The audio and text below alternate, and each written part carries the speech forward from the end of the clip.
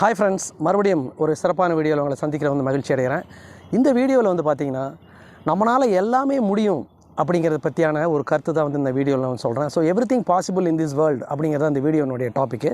இந்த வீடியோக்குள்ளே போகிறதுக்கு முன்னாடி பி எ பிராண்ட் அப்படிங்கிற என்னோடய சேனலை இது வரைக்கும் யாராவது சப்ஸ்கிரைப் பண்ணாமல் இருந்தீங்கன்னா மறக்காமல் சப்ஸ்கிரைப் பட்டனை கிளிக் பண்ணி சப்ஸ்கிரைப் பண்ணிக்கோங்க. இந்த உலகத்தில் பார்த்திங்கன்னா ஆக்கமும் அழிவும் எல்லாமே நம்மகிட்ட தான் இருக்குது. இன்றைக்கி சொல்கிறதும் நம்மகிட்ட தான் இருக்குது, நாளைக்கு பண்ணலான்னு சொல்கிறதும் நம்மகிட்ட தான் இருக்குது. சிகப்பான பொண்ணு வேணும்னு ரொம்ப நாள் தேடிட்டு கருப்பாக கண்ணுக்கு அழகாக இருக்கிற பொண்ணை கல்யாணம் பண்ணிவிட்டு அழகான குழந்தைகளை பெற்றுக்கிட்டு வாழ்ந்த ஆண்களும் இந்த உலகத்தில் தான் இருக்கிறாங்க. அதே போல் பெண்களும் இந்த உலகத்தில் தான் இருக்கிறாங்க. 1ஆவதுலேருந்து 12ஆவது வரைக்கும் நல்லா படித்த பையனும் நம்ம தான், 1ஆவதுலேருந்து 12ஆவது வரைக்கும் பாஸ் பண்ணாத பையனும் நம்ம தான், பொண்ணுங்களும் நம்ம தான். ஸோ ஒரு வேலைக்கு போய் சம்பாதிக்கணும்னு நினைக்கிறதும் நம்ம தான்.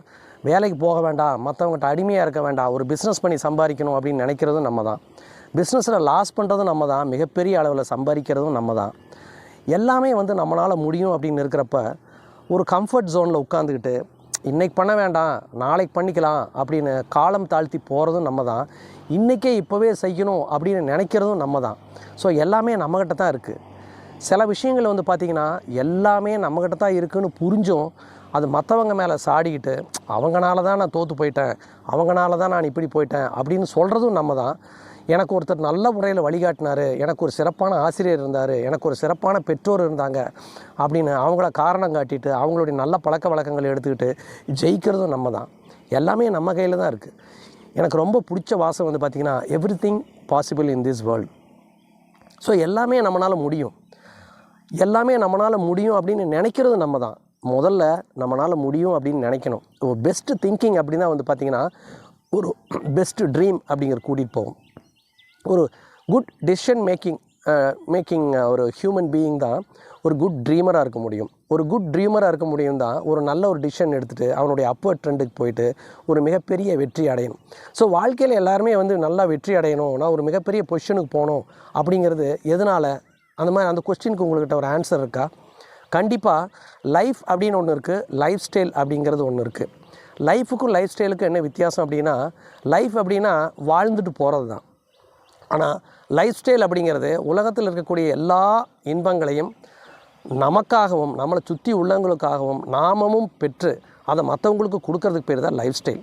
ஸோ லைஃப் ஸ்டைலில் உங்களுக்கு தெரியும் நிறைய கம்ஃபர்ட் நமக்கு கிடைக்க ஆரம்பிக்கும். அந்த கம்ஃபர்ட் வேணும்னா நமக்கு சிறப்பான வெற்றி வேணும். சும்மாவே உட்கார்ந்துட்டு இருக்கிறவங்களுக்கும் பொழுதுபோக்குறவங்களுக்கும் லைஃப்பில் தான் இருக்க முடியும், லைஃப் ஸ்டைலுக்கு போகவே முடியாது. அதை நல்லா புரிஞ்சுக்குங்க. இப்போ இருக்கிற காலகட்டத்தில் இப்போ இருக்கிற இளைஞர்களுக்கு சொல்லக்கூடிய ஒரு அறிவுரை என்னென்னா, நீங்களாம் பயங்கரமான ஒரு போட்டியான உலகத்தில் இருக்கிறீங்க.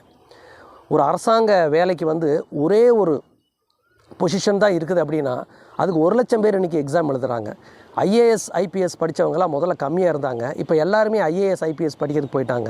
இந்த மாதிரி எல்லா இடத்துலையும் போட்டி மனப்பான்மை இருக்கக்கூடிய இந்த உலகத்தில் நீங்கள் ஜெயிக்கணும்னு நினச்சா மட்டும்தான், இது என்னால் முடியும் அப்படின்னு நினச்சா மட்டும்தான் சாதிக்க முடியும் அப்படிங்கிறது இந்த வீடியோவில் நான் ரொம்ப ஒரு ஆணித்தரமாக சொல்கிறேன்.